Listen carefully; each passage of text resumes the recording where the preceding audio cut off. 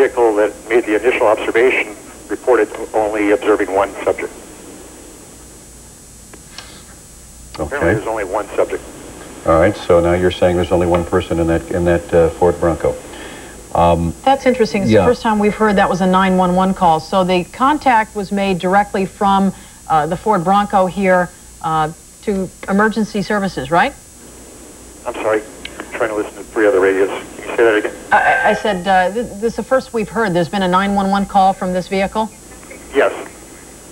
Can you tell us what the radios are saying? Is it anything pertaining to this particular situation?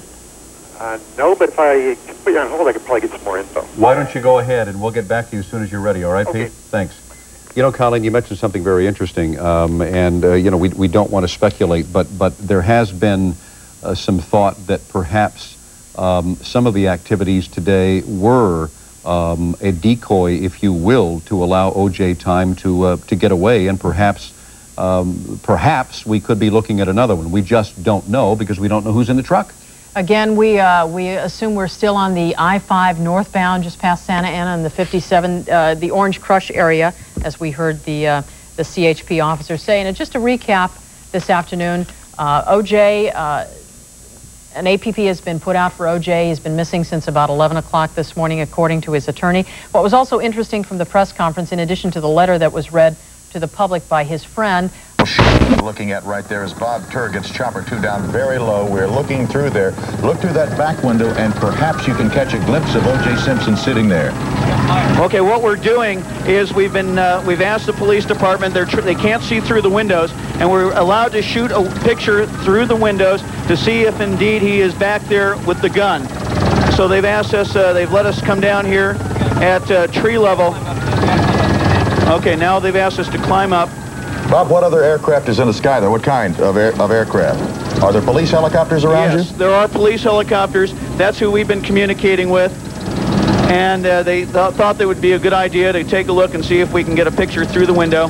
And it appears as though somebody is sitting in the back. It does, but it's difficult to make out exactly the form. Well, the windows are shaded. They have that Mylar tape. Are we okay at this altitude? Traveling on the ground there at 43 miles an hour, we have clocked them at. And, of course, our newsroom right now tracking down, trying to get the location of O.J. Simpson's mother to find out exactly where they might be headed. We assume that is where they're headed because police making no effort whatsoever to head off that white 1993 Ford Bronco there, apparently with Al Cowlings, his longtime close friend, driving the car while O.J. Simpson sits in the back seat, a gun pointed at his head. Heading north toward Los Angeles, through Orange County, on what normally is a very, very heavily traveled I-5. It is now 7 o'clock in Los Angeles. This would be near bumper to bumper normally. Apparently, with people listening to radios, they're all getting off that highway or cleared over to the right. You can see cars slowing down above it. There are no lights on these freeways, so they're all 91 paying attention to their radios, and that's... Menendez, you just mentioned, Colleen, and that this had never people are to him before, and you're talking about one of the most well-known criminal attorneys in Southern California. You're counting cars. yes, I'm counting at least 5, and I thought perhaps 6 black and whites still following the Ford Bronco in the Orange County area. And again, Looks like please, they're about to merge into some traffic. Yeah, they are. Well, let's see. Are they above it, or are they on the same? No, I think they're about to head into it. Again, at the risk of repeating, we don't know how many people are in there. The gentleman from the CHP who was on the horn with us a few minutes ago said it was his understanding it was only one, obviously the driver. He did not know if that man was O.J. Simpson or Al Cowlings. Can you tell us? Pete? Hello. Yes. Anything new The here? vehicle is now westbound on the 91 freeway, approaching Beach Boulevard, city of Buena Park. Westbound 91 approaching Beach. Yes. Apparently, he's still 30 to 40 miles an hour. Sheriffs are still the primary unit behind the vehicle. He made a call to our dispatch a few minutes ago, or apparently a male made a call. I believe it was the passenger or driver, Al Cowling, made the call. We're not certain who is driving the vehicle at this time. So now you're... I'm sorry, now you're saying that there are 2 people in there? That's correct. Initially it came out as only one was observed in the vehicle, but via the phone call, apparently there's 2 of them in the vehicle. And apparently O.J. Simpson is now holding a gun to his head and wants to be transported to his mother's house. I have no further details at this time, Paul. Oh, Pete, okay, thank you. Let me just confirm that O.J. Simpson is in that truck holding a gun to his head, demanding to be taken to his mother. Is that correct? That's correct. That's all we have at this time. And I really have to go now, Paul. All right, Pete, go do what you have to do. Thank you, sir, for being with us. Thank you. Well, that certainly is a dramatic turn in all of this. Colleen? Well, as we said earlier, one of the letters, he left 3 letters today, 3 long, sounded like goodbye letters or farewell letters. One of them... This car. Now, all traffic is being cleared off this freeway either through their own venue or through instructions coming from somewhere. These people, obviously, there's no one paying any attention to anything else but this story. So they're Look at all the listening cars to on their this next radio. bridge, man. That's a helicopter reporting, talking to KCAL, saying, look at all those cars on that bridge looking down. This is living drama. There's nothing else you can say, but we're going to stay with it. Of course. On Sunday night, when, as you said, he was caught in the wrong place at the wrong time. All right, we've got Conan Nolan, who I believe is ahead of the pursuit somewhere on the phone. Conan, can you hear me? Hello, Paul. Can you hear me? Yes, I can, Conan. Go ahead. Where are you? Well, we are right in front of O.J. Simpson's vehicle, and as I say that, let me assure you that there's no way he knows that this is a television truck. We are not taking his picture directly. There's no indication at all. We look like another undercover police vehicle for all he knows. But we are about, I'd say, 200 feet in front of him. I can tell you that this is the most bizarre scene. Not only is a fleet of Highway Patrol, Orange County Sheriffs at LAPD behind him, trailing him at a considerable distance, all with their lights flashing, traveling at about 30 miles per hour. Well, a little more than that. I'd say about 45, 50 miles per hour.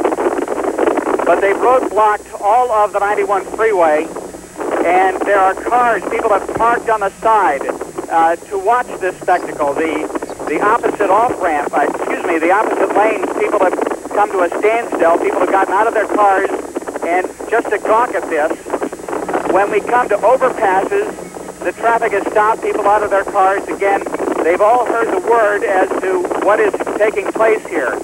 It is a scene out of the most bizarre fiction. People are getting out of their cars and waving at O.J. Simpson as he continues this journey down at, right now, the Riverside Freeway as we are headed westbound. I would count at least a dozen black and whites, their lights flashing, and their headlights flashing as well. Sirens can be heard. They are trailing him, and the dispatch has made sure that they know that this is a very despondent man who does not want to be overtaken. They are not at any stage at this point interested in stopping his car. They are Just a half hour or so? Yeah. And your thoughts about what his mental state might be? To be doing something like this? This certainly isn't the O.J. you know. Well, it isn't, but I know he's been under a lot of pressure, and I'm sure that he's feeling like the world is against him right now. But like myself, and I'm sure so many other people, he's greatly loved, man.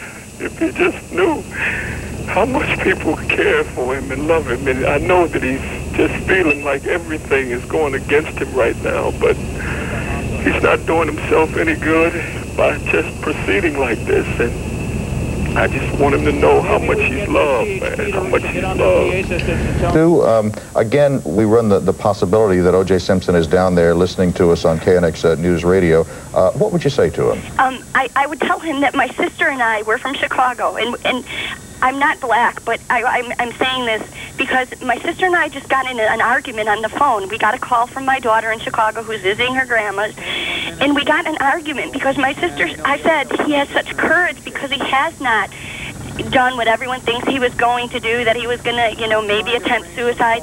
And I don't have many heroes anymore. But there has always been on my coffee table a book about O.J. Simpson, and it's called Living Above the Level of Mediocrity. And it's because it goes into his background about how he overcame his malformed legs, and it talks about the courage it has taken for him to overcome all these obstacles. And at a time where we don't have many heroes, my 17-year-old daughter called me from Chicago, and she said, "Mom, the book on your table." I said, and I read her the book again, and she's 17, and she knew that he was a man that was still a hero. And nowadays, you can't have many heroes.